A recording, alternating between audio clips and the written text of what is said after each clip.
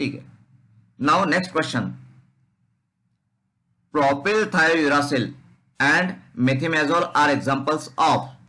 Option A, thyroid hormone replacements. Option B, beta blockers. Option C, antifungal drugs. Option D, antithyroid drugs. So option D. Yes, correct. Propylthiouracil and methimazole are antithyroid drugs. Exactly. Okay, ठीक है. Then next question.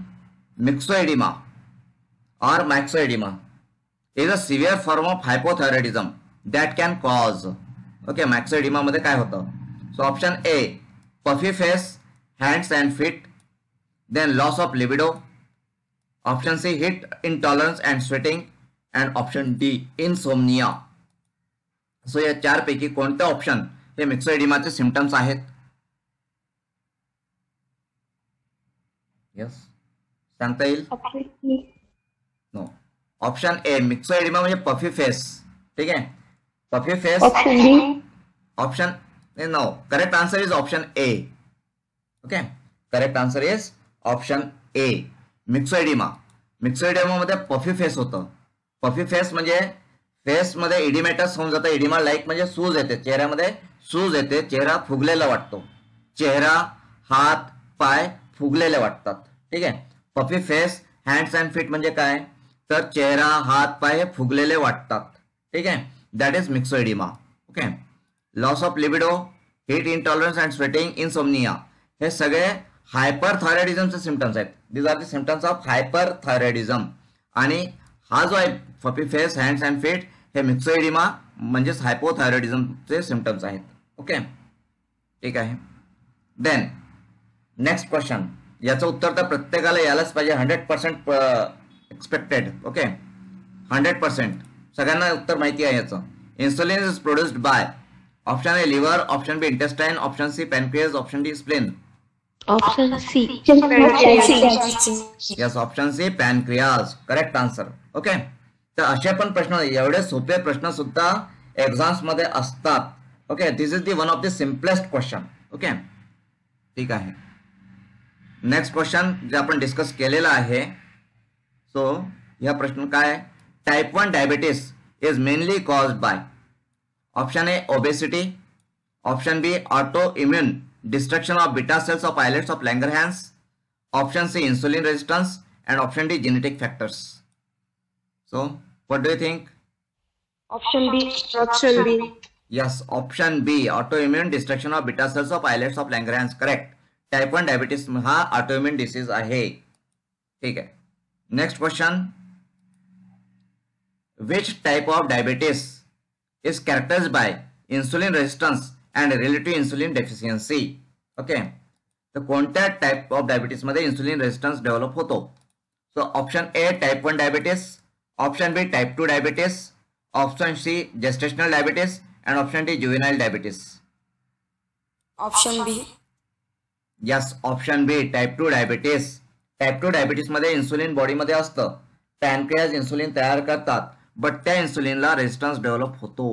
Okay, ठीक आहे. Next question. Gestational diabetes is associated with. Option A childhood, option B adulthood, option C pregnancy, option D old age.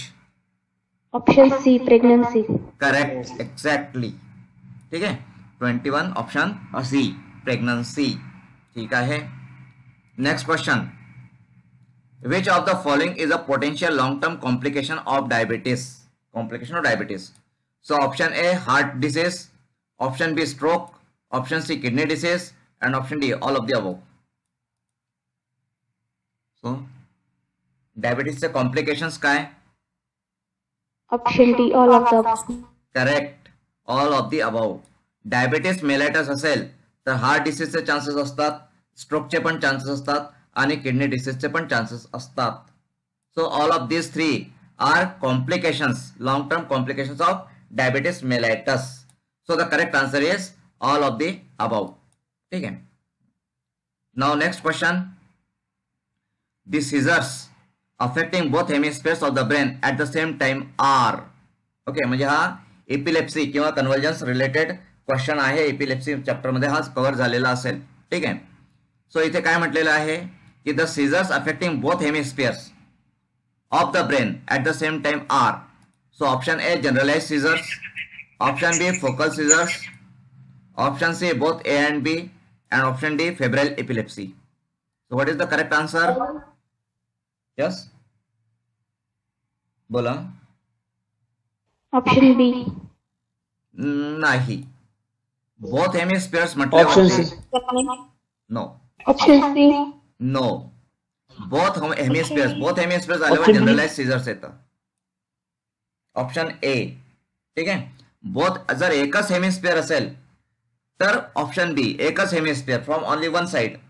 ठीक आहे. Only one side of the brain, ब्रेनच्या एकाच side कडून असेल, एकाच बाजूने असेल ब्रेनच्या, तर दॅट इज फोकल सीझर. पण दोन्ही साइड असतील ब्रेनच्या इन्व्हॉल्ड, बोथ हेमिस्फिअर्स इन्व्हॉल्ड असतील, तर that is the generalise seizure. Okay. So option A is the correct answer. Then valproate acts by. Now first tell me what is valproate. Sodium valproate काय आहे? It is anti epileptic anti conversion drug. ठीक आहे. व्हॅल्प्रोएट. तर त्याचा mechanism of action काय आहे? So valproate acts by option A increasing GABA, option B decreasing GABA, option C blocking calcium channel, and option D inhibiting sodium channel. So do you know mechanism of action of valproate? Option A. Correct. Exactly. Valproate acts by increasing GABA. Okay. What is GABA? GABA काय आहे? Neurotransmitter. It is a neurotransmitter. Correct. GABA is a neurotransmitter. तो depressive neurotransmitter आहे. तो CNS ला depress करतो. CNS ला depress करतो. Chloride channels open करून क्लोराइडचा इन्फ्लक्स इन्क्रीज करतो. त्याच्यामुळे हायपर पोलरायझेशन होतं. हायपर पोलरायझेशन झालं की सीएनएस डिप्रेस होते. सीएनएस डिप्रेस झाली की आपल्याला झोप येते. काय येते? झोप येते. तर स्लीप इंड्यूस करण्यामध्ये, स्लीपिंग मध्ये गाबा इज इम्पॉर्टंट न्यूरोट्रांसमीटर. आता मला सांगा गाबाचं फुल फॉर्म काय आहे? What is the full form of GABA? Gamma aminobutyric acid. Exactly. बिलकुल perfect. Okay. GABA is gamma aminobutyric acid. Okay. Then next question. Amantadine is helpful in Parkinson's disease because. आता first tell me, Parkinson's disease हा कोणत्या सिस्टीमचा disease आहे? कोणत्या ऑर्गनचा, कोणत्या सिस्टीमचा disease आहे? तो कोणत्या सिस्टीमला अफेक्ट करतो Parkinson's disease? CNS, central nervous सिस्टीमला तो अफेक्ट करतो. Parkinson's disease affect central nervous system, ब्रेनला तो अफेक्ट करतो. ठीक आहे. तर पार्किन्सन्स डिसीज मध्ये एमेंटाडिन हा जो ड्रग आहे हा हेल्पफुल आहे. का हेल्पफुल आहे? तर ऑप्शन आहेत. Option A, it decreases cholinergic activity. Option B, it liberates dopamine from nerve endings. Option C, it is metabolise into dopamine, and option D, it increases adrenergic activity. So what do you think? Correct answer is option B, it liberates dopamine from nerve endings. It liberates dopamine from nerve endings. What is dopamine? Dopamine काय आहे? It is neurotransmitter.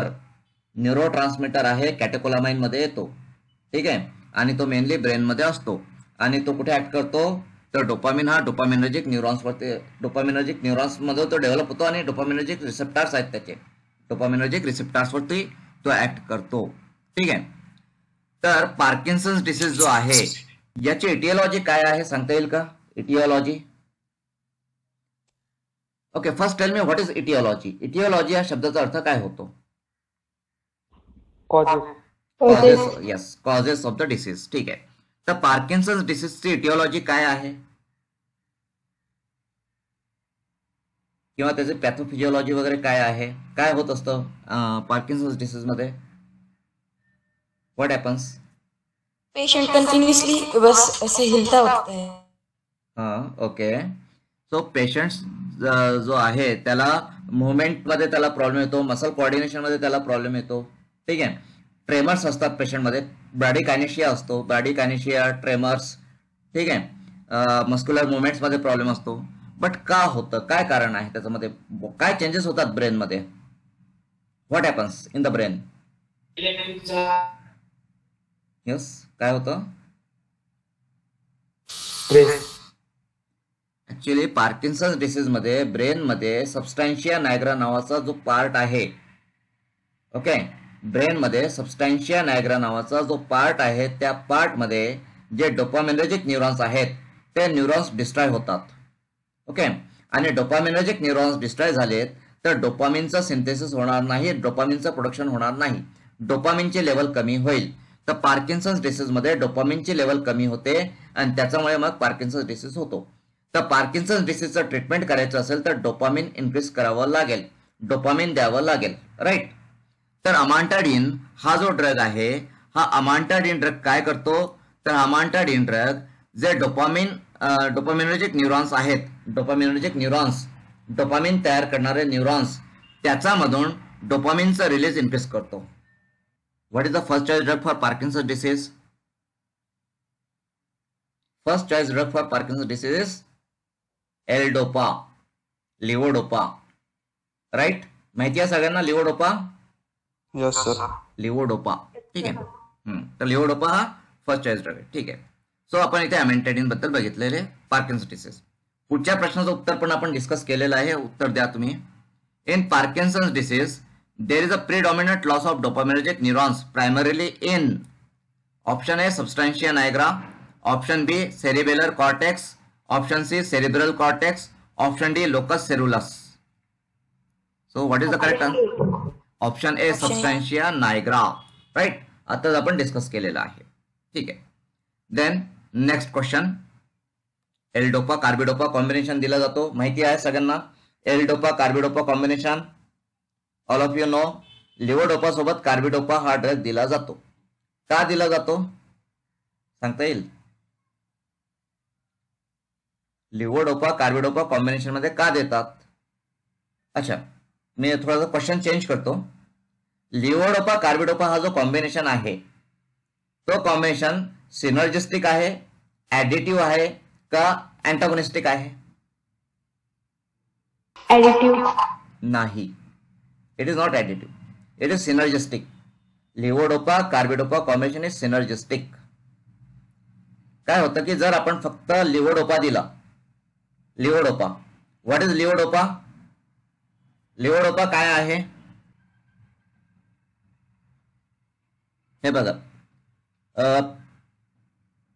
मी जे काही question papers बघितलेत आतापर्यंत competitive एक्झामचे, म्हणजे drug इन्स्पेक्टरची exam असेल, त्या drug इन्स्पेक्टरच्या एक्झामसाठी जे क्वेश्चन्स असतात ते असे सिंपल असतात पण ते लॉजिकल असतात. आणि लॉजिकल क्वेश्चन्सचे आन्सर तुम्ही केव्हा देऊ शकता? जेव्हा तुमचं प्रत्येक कन्सेप्ट क्लिअर असेल. आणि कन्सेप्ट क्लिअर करण्यासाठी तुम्हाला काय करावं लागेल?